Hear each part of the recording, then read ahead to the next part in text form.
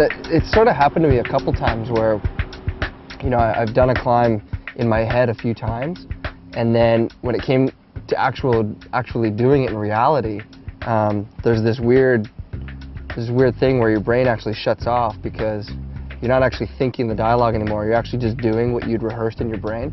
And so there's this weird, I don't even know, it's just this weird phenomenon that happens. I guess some people call it just sort of like being in the zone, because you just basically you stop thinking completely. And for about 5 or 6 moves during the middle of that crux, there was no thought, it just kind of flowed.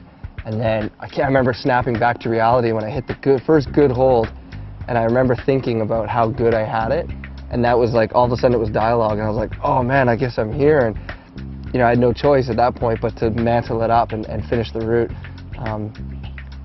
Leading up to that point, I always thought, well, if I wasn't feeling good, I could just drop off and it wouldn't be a big fall. But when I got to that point and my mind came back into reality, I was like, I guess I'm going through with this, you know?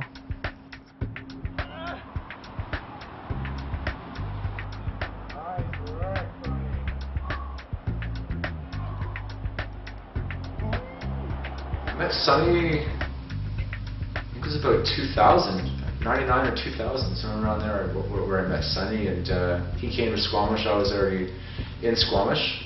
We talked and met, and I think pretty much right away we kind of became friends, and I sort of knew the area, and I remember walking around and showing him some climbs, and I showed him a climb that had never been I guess, red pointed, and it was a 14A Silent Menace that he, I guess, did pretty quick.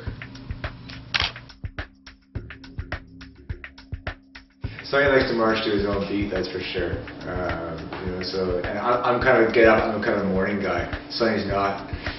I like to get up at, you know, I'm happy if I'm up at 5 in the morning. Like I'm totally happy. And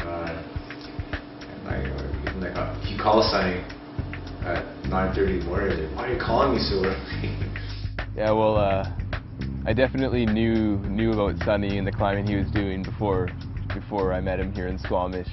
I think even when I was like 12 years old, looking at the magazines in the climbing gym, there'd be pictures of Sonnie, you know, doing hard trad climbs. And when I came out here right away, I just wanted to try to find new lines, free new lines, and that's exactly what Sonnie's doing. And so we had similar interests and started climbing together, trying new routes. And I think that the summary of us working together is just really a connection of friends before the professionalism. We just really enjoy each other's company, and then I say it's serious, but there's never any pressure. And I think he knows that, you know, with me, and I know that with him. I mean, as much as you want to get the shot, I would never want to see him be hurt. And you know, and so he feels comfortable, and he's just saying, you know, he doesn't want me to miss my shot, but at the same time, it's just a shot, you know. I mean, it's not worth it, you know, to see something bad happen. We can go back. So, you know, in that regard, I think it's a mutual respect for each other, and yeah, and just good friends. One day, me and Sonnie were going to go try his route on the prow wall that he was working on, and he just suddenly said he changed his mind, and we took the turn off to the first peak, and he said he wanted to show me a project he'd been looking at, and we wrapped into the wall, and he showed me this just amazing corner pitch on the pan wall. It's a really inspiring line. It's really good climbing. It's old gear pretty much, especially on the hard pitches, and yeah, it's a pretty proud line for sure. I'm psyched that Sonnie went and freed it, and I'd love to try to free it myself as soon as I can.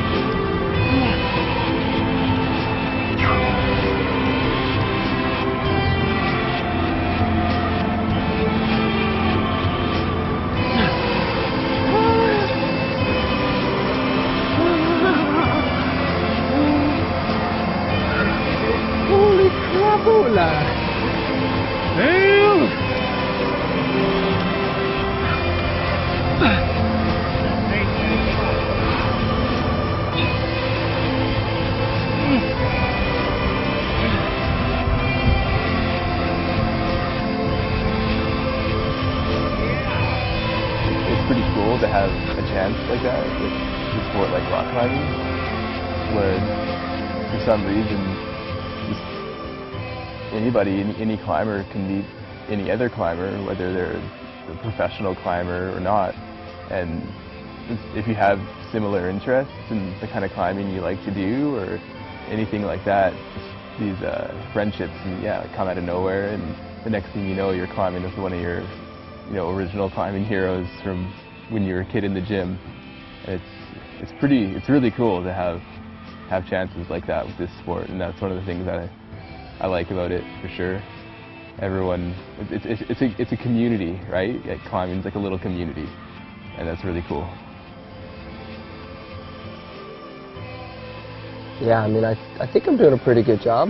I like to, I'm learning every day a little bit more about how to treat my body and how to handle the workload and kind of get it all done,